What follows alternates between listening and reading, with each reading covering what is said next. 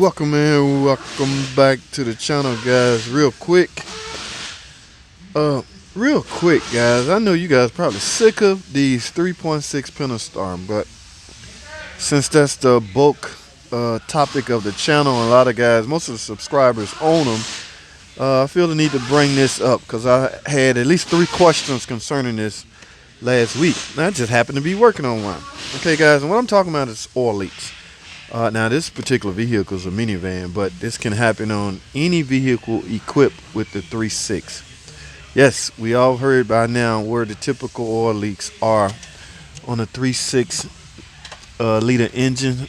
Pretty much, yeah, y'all see down there in that galley, you got the intake, of course the lower intake. Right under the lower intake, typically, if you see oil in that area, and from time to time, what will happen is a spill on the transmission.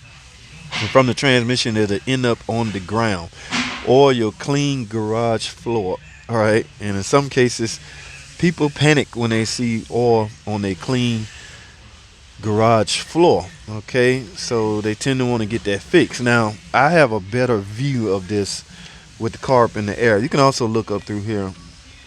I have a better view, but I'm speaking to the DIY guys. They do not have a lift or a way to raise their car in the air. Now, a couple things, guys, when you're changing your oil, I want to remind you of the fact that you can accidentally spill oil down in this area when you pick up on the filter, come out.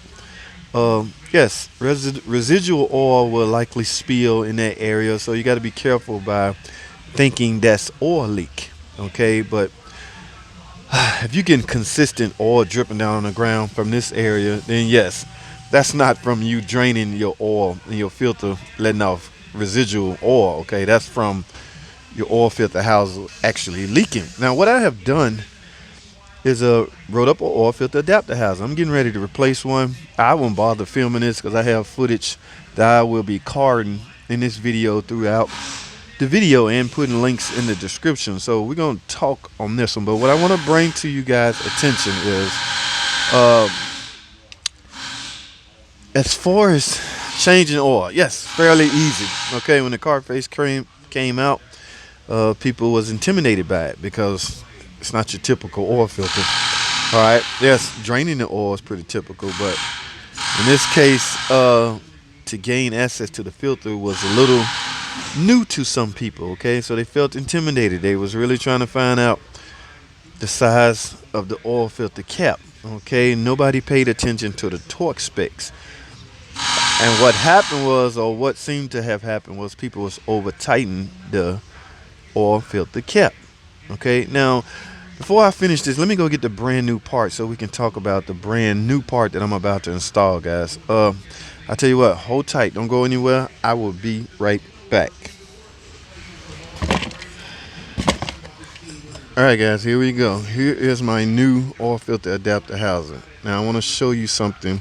First thing I want to cover is not just a new part, but a revised part. Okay, so if you have, just say, the first generation oil filter adapter housing, guys, do not try to fix that. Okay, the quality of that adapter housing was terrible. Okay, I know there's some O-ring kits out there, the O-ring that go on the bottom of here. I know there's a repair seal kit out there to reseal these, but if the housing is worn or the housing is really at fault, you'll be wasting time doing that. So I highly suggest you go with the new revised part number, and this is it. Okay, now when I say revised, what I mean, basically the part number. Y'all see this part number? The last 2 letters on the end, that's AF. That signals B, C, D, E, F. 5 generations of revisions have been done to this oil filter adapter housing. Okay, this part number on this could be, well, you're not gonna say AA.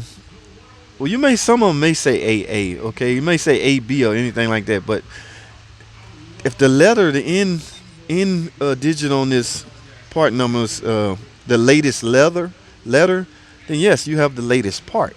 So in fact, this thing has been, it feels tougher, tougher plastic. I'm not sure why it's plastic in the first place, but that's always going to be up for debate. New style O-ring, so it's going to seal better. New sensors. A lot of times they was having problems with the sensors. Even the cooler, from what I heard, has been redesigned. It is stronger.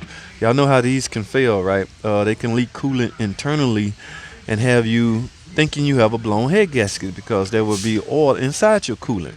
Do not be misled by that, guys. I'm gonna stick a video right here to show y'all how that can trick you and how that come about. This just ruptures inside. So even the cooler has been revised. I mean, the cap has been totally revised. Now there's still a torque specs to how tight you tighten these cap. And I think it's 18 foot-pound, guys. So pay close attention. Do not over torque this because you still could ruin a brand new housing. All right. So yes, the torque specs are crucial when tightening this up. All right. Now there's torque specs for installing. I'm gonna list all of that in the description. But you're gonna get a new coolant sensor, a new oil filter, temp sensor. This is the engine oil temp, EOT sensor. Okay. And what else? Yeah, that's about it, guys. So I just wanted to bring this into your attention. Now make sure you get new gaskets because you will have to remove the upper plenum and the lower plenum. So go back in with new gasket, guys. These will compress and they could give you some problems. All right, with sealing. You don't want to end up with an air leak, especially after you just went through taking all this off. All right, so this is the new revised part number. Remember, guys, pay attention to the part number. The higher the letter on the end of the digits, pretty much is the revision.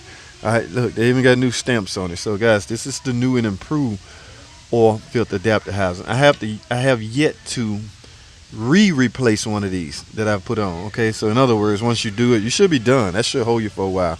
They made a mistake. They had some faulty issues. They had some vendor issues, but they got it all corrected now, guys. All right. So what I'm gonna do is I'm getting ready to replace this. Like I said, I'm gonna put some old footage playing in this video so you can see how non-easy this is. Okay, the plenum come up, the lower intake come up, and there you have it. The oil filter adapter housing would be your smack dead center in the block. These little torque bits, I can't remember what size they are, but there's 1, 2, 3, 4, 5. 1, 2, 3, 4, 5. So simply remove those, lift straight up. Of course, you got to remove the coolant hose and electrical connectors, and up comes it. All right, now you will make a mess, guys. Coolant and oil will be trapped in the center of the block. I tend to use my sucker to suck most of that out. You don't want to go back in with this and leave that galley full of oil or coolant. So you want to clean it up as best as possible. All right, guys, that's all I have, man. I just want to go over this with like I said, I had a couple of questions. I want to cover that. But if you have an oil leak, especially on a van, it's likely your oil filter adapter housing. At least from based off my experience, and I have worked on countless number of these 3.6 minivans or whatever vehicle it is. All right, that's all I have, guys. Thanks for watching. Comment, subscribe. I'll see y'all in the next video.